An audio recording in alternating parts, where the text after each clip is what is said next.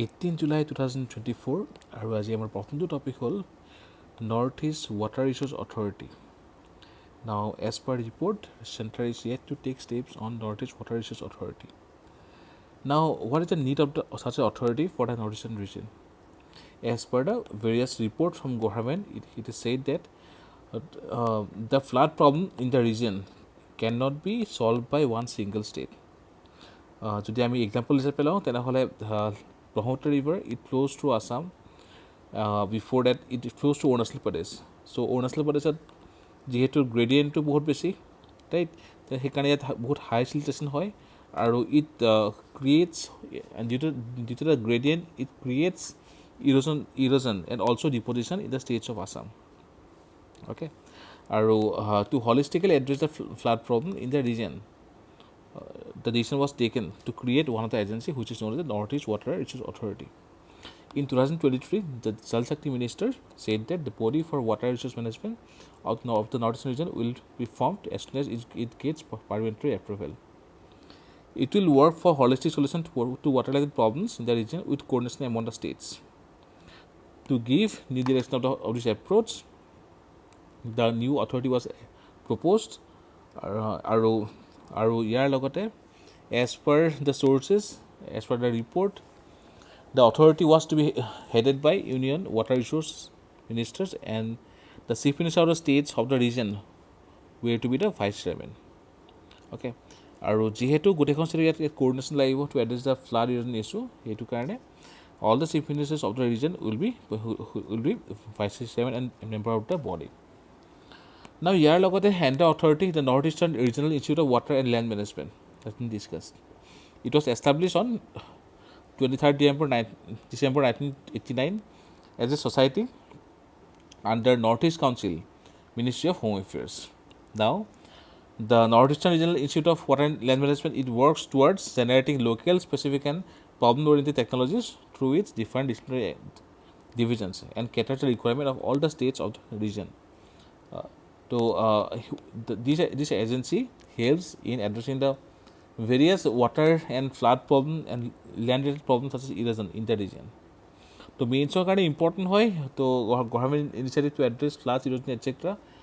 and the different government agencies and institutions to propose 2023 Northeast Water Resource Authority and Northeastern Regional Institute of Water and Land Management. The next topic is about child marriage. As per the recent report, due to government steps, there is decline in child marriage in Assam.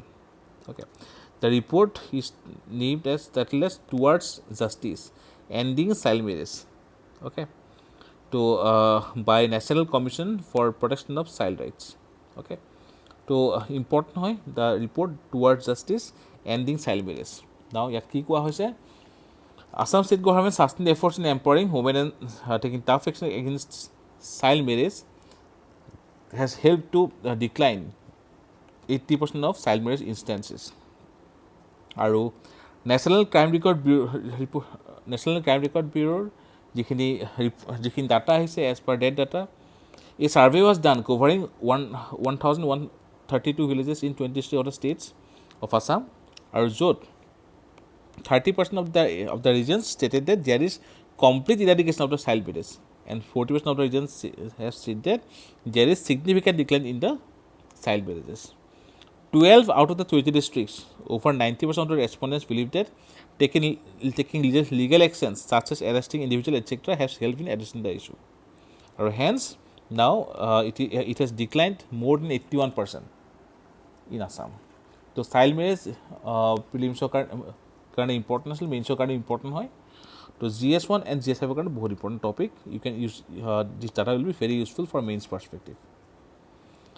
Next is wet bulb. So, wet bulb temperature is the lowest temperature to which air can be cooled by the evaporation of water into air. It is measured by factoring in heat and humidity levels. আৰু theoretically, the wet bulb temperature reaches 35 degrees Celsius, it means highest point. তাৰ মানে human can no longer lose internal body heat by sweating and cooling. আৰু ইয়াৰ পৰা আহে the potential threat of heat strokes. Prelims কাৰণে important হয়. The next topic is palliative care or the end of life care or EOL care. So the different perspective from the healthcare regarding the EOL, end of life care, and palliative care has been discussed in the articles. Palliative care mane hol it's an approach that focuses on improving the quality of life and providing comprehensive support to individuals facing serious illness of life limiting conditions. The palliative care and EOL care is not about curing the disease but rather about addressing the physical, emotional, social needs of the patient. It differs from other medical specialties as it addresses not only physical health but also social and economic realities. As per World Health Organization, palliative care is explicitly recognized under the human right to health. It recognizes that palliative care is a part of comprehensive services required for non-communicable diseases through the Global Action Plan for Prevention and Control of NCDs between 2013 to 20. Now, as per the recent report of Economic Intelligence Unit (EIU), India was ranked last out of 40 countries. Okay, now government has taken many multi-pronged initiatives to address EOL and palliative care, such as the National Program for Preventive and Control of Non-Communicable Disease in order to prevent and control major NCDs. It was launched in 2010. The next one is the National Program for Palliative Care. Launched in 2012, NCD cells are being established at national, state and district level. ইয়াৰ বাহিৰে national programme for health care for elderly আৰু NGOs like Palliam India, 𝐭𝐻𝐬 and Can Support are trying to fill the gap in the palliative care in India.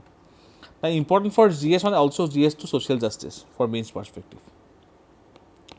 The next topic is about the Indo-Pacific Economic Forum and governments should decide on IPEF's clean, fair and economic agreements. Now, here various aspects of the IPEF has been discussed.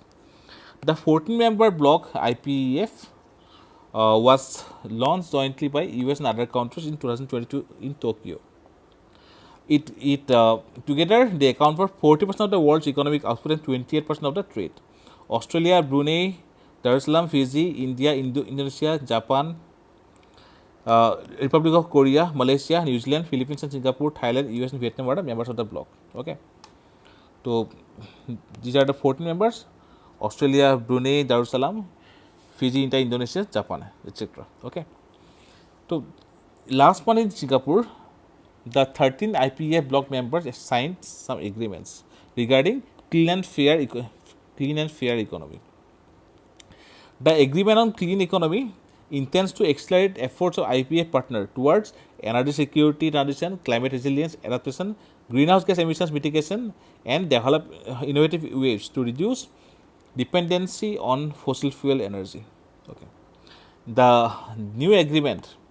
These new agreements on clean and fair economy will help in facilitating investment, consortium financing, joint collaborative projects for climate change, etc.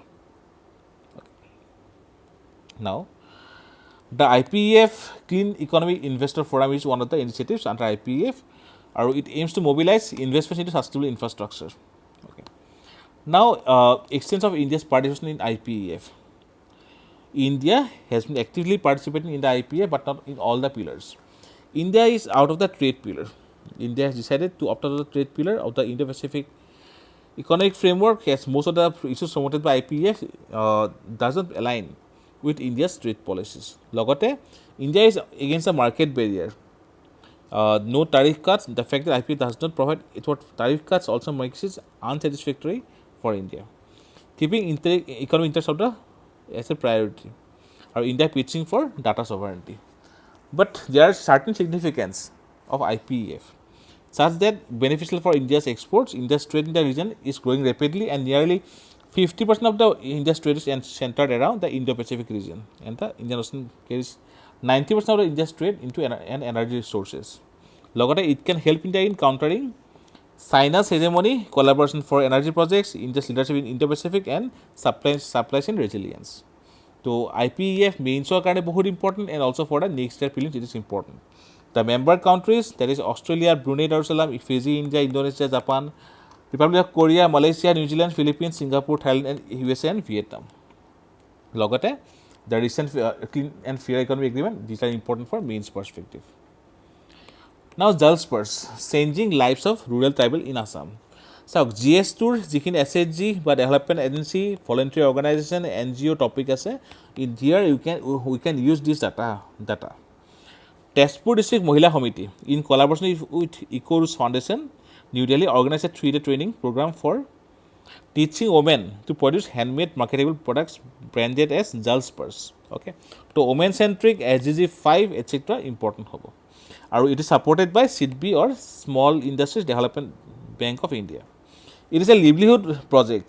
Okay, that means Article 21 or যেটো আমাৰ oligarchy judgment আছে, livelihood, right to livelihood, সেইখিনি আমাৰ fulfil কৰে, focusing on transforming waste into wealth. To waste to energy কাৰণে important হয়. Also it involves training rural women, including 20% of the indigenous women, to extract water hyacinth from local ponds.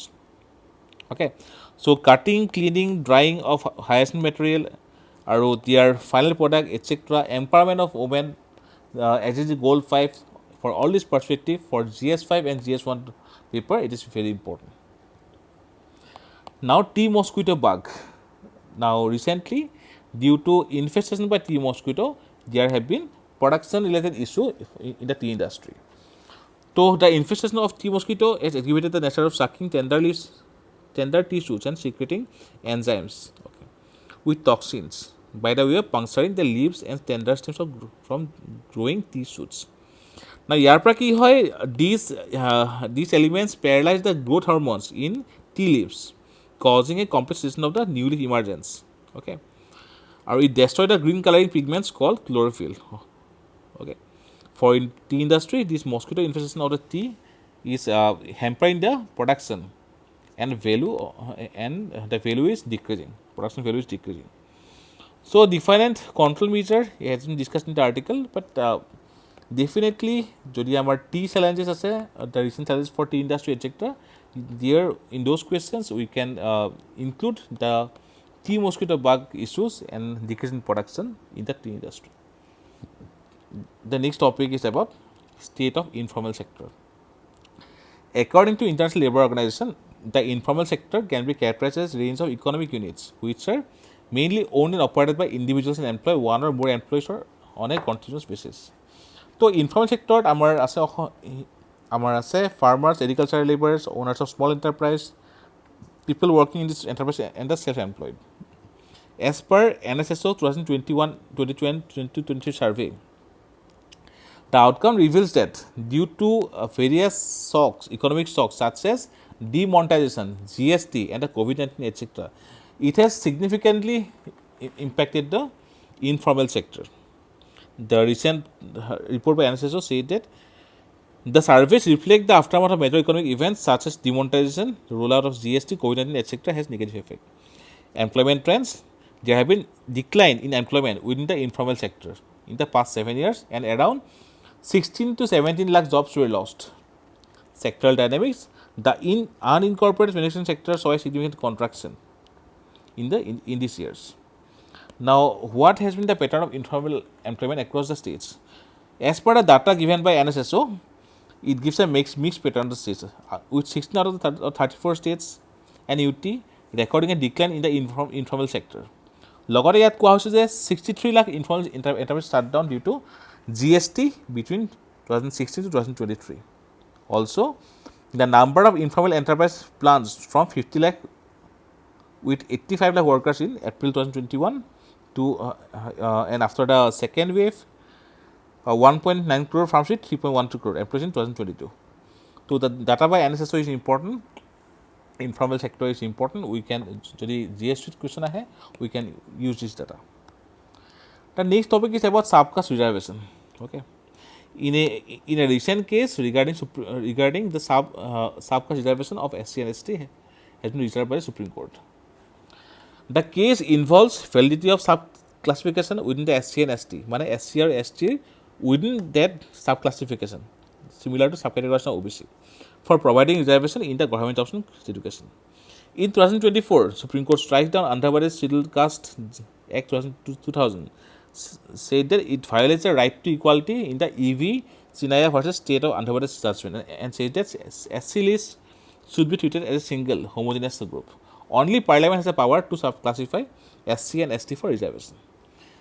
B.R. Ambedkar advocated 3 policy measures to address the denial of rights and isolation faced by untouchables.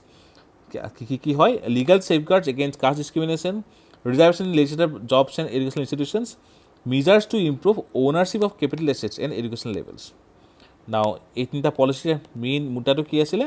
Legal safeguard and reservation, okay, for the deprived classes, and economic empowerment for the untouchable and the deprived classes. Okay. So, subcategorization, the judgment is due. Once the judgment comes out, we will again discuss the topic. The last topic is about WTO Pact and WTO Agreement on Fishery Subsidies. The Agreement of Fishery Subsidies is the first ever multilateral trade deal built on the foundation of environmental sustainability. It is aimed to tackle 3 key issues: overfishing, excess fishing capacity, and illegal fishing fueled by subsidies. The agreement bans several types of subsidies, such as those which encourage illegal, unreported, unregulated fishing, those that support fishing and fishing overfished stocks, and those given to fishing activities in unregulated high seas. Recently, the small-scale fisher organization from India, Bangladesh, Ecuador, Gambia, and Indonesia have submitted that the comprehensive agreement on curbing the overcapacity and overfishing (OCOF) subsidies at WTO, once concluded, will have serious implications for the future small-scale fisher. So, WTOৰ ফিচাৰী সাবচিডি 2022 ইয়াৰে আমাৰ 3টা কি issue: অভাৰফিচিং, access fishing আৰু illegal fishing, আৰু লগতে OCOF. These things are important for prelims perspective. This is all about